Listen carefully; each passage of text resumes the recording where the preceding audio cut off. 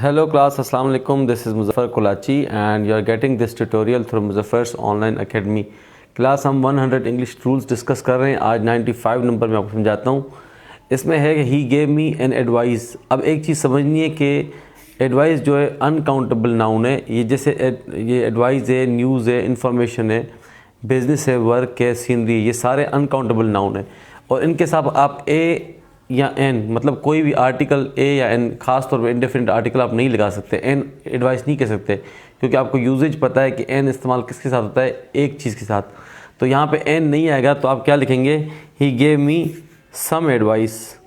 अच्छा, दूसरी बात यह है कि सम एडवाइस तो लगेगा और एडवाइस के साथ आपको ये भी पता होना चाहिए कि यहाँ पे हम यहाँ पे लिख सकते हैं अ पीस ऑफ एडवाइस। अगर हम अ पीस ऑफ एडवाइस करेंगे तो फिर यहाँ पे आप अ लगाएं तो फिर ठीक हो जाएगा। ठीक है, he gave me a piece of advice. ठीक है, इस सेंस में तो अ आर्टिकल इस्तेमाल हो सकता है अ पीस ऑफ एडवाइस में। अगर डायरेक्टली एडवाइस लिखा हुआ है तो वहाँ पे अ या एन नहीं आएगा बल्कि क्या आएगा, सम आएगा। इस तरह का जुमला आ जाए तो आप वहाँ पे सम इस्तेमाल करेंगे, ही गेव मी सम एडवाइस या he gave me some piece of advice, ये भी आप कर सकते हैं, या he gave me a piece of advice, ये भी आप कर सकते हैं। ठीक है, आगे चलते हैं।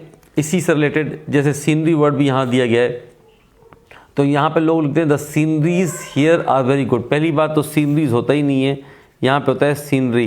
ठीक है, तो प्लूरल भी करना होगा आपको तो आप सीनरी ही करेंगे। The scenery here are very good नहीं होगा बल्कि यहाँ पे क्या आएगा, इज़ वेरी गुड। ये सीनरी वाला क्वेश्चन बड़ा ही कॉमन है और आता रहता है एग्जाम में। सीनरीज नहीं होता, सीनरी होता है। ऑब्वियसली फिर वर्ब भी उसके मुताबिक आपको इज़ इस्तेमाल करना पड़ता है। आगे चलते हैं। ये एक एपोस्ट्रॉफी का जुमला है। जैसे हम बोलते हैं this is my uncle's the engineer's office. अब दोनों के साथ आप एपोस्ट्रॉफी नहीं लगाते, यहाँ पे क्या आना चाहिए, this is my uncle the engineer's office. जो दूसरा उसको एक्सप्लेन कर रहे हैं, दूसरा नाउन होगा, उसके साथ आपका जो है आपकी एपोस्ट्रॉफी इस्तेमाल हो जाएगी। इसको आसान करने के लिए ये एग्जांपल देख लें, this is Ali's and Ahmed house. हम कहते हैं ये अली का और अहमद का घर है।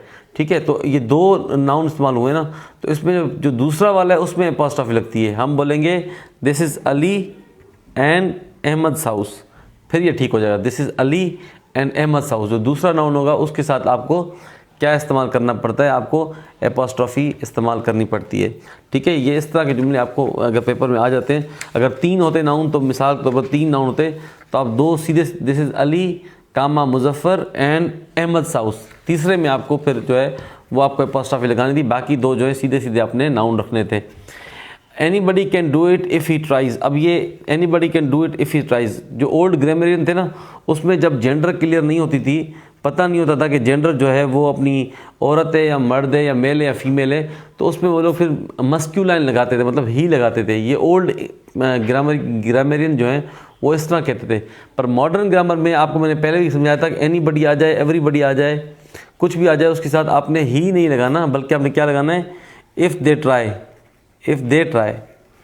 ठीक है, तो अभी ही का सीन खत्म हो गया। जो ओल्ड ग्रामरियन कहते थे ना कि जेंडर क्लियर ना हो तो आप वो मस्क्यूलाइन लगा दें, ही लगा दें। एनीबडी में जेंडर क्लियर नहीं है, यहाँ ही लगा दें।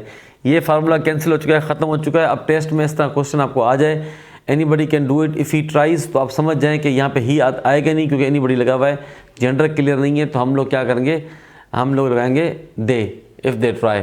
ठीक है, अगर ऑब्जेक्टिव लगाना हो कहीं पे तो आप देम लगा देंगे। ठीक है, तो ये दे आएगा, ही नहीं आएगा। आगे चलते हैं। We were introduce to each other by a mutual friend. ये फेसबुक पे पढ़ पढ़ के लोगों को लगता है कि म्यूचुअल फ्रेंड यहाँ पे करेक्ट स्ट्रक्चर है। ये म्यूचुअल फ्रेंड नहीं होता, जो आपका भी दोस्त हो, किसी और का भी दोस्त हो, आपको वो तारुफ करवाए, उसको कॉमन फ्रेंड बोलते हैं। ठीक है, we were introduce to each other by a common friend, मतलब दोनों का ही वो दोस्त था, उसने दोनों का तारुफ कराया, भाई ये आपका ज़ईम है और ये आपका आसिम है, ये तारुफ कराते हैं इस तरह। तो म्यूचुअल फ्रेंड नहीं होता, वो कॉमन फ्रेंड होता है। ये आप मिस्टेक करते हैं। तो ये अगर पेपर में इस तरह आता है, बच्चे कहते हैं म्यूचुअल फ्रेंड तो होता है, हमने फेसबुक पे पढ़ा है, तो फेसबुक की लैंग्वेज तो ग्रामर की लैंग्वेज नहीं ना होती, तो आप लोग यहाँ पे क्या कहेंगे, कॉमन फ्रेंड। आगे चलते हैं।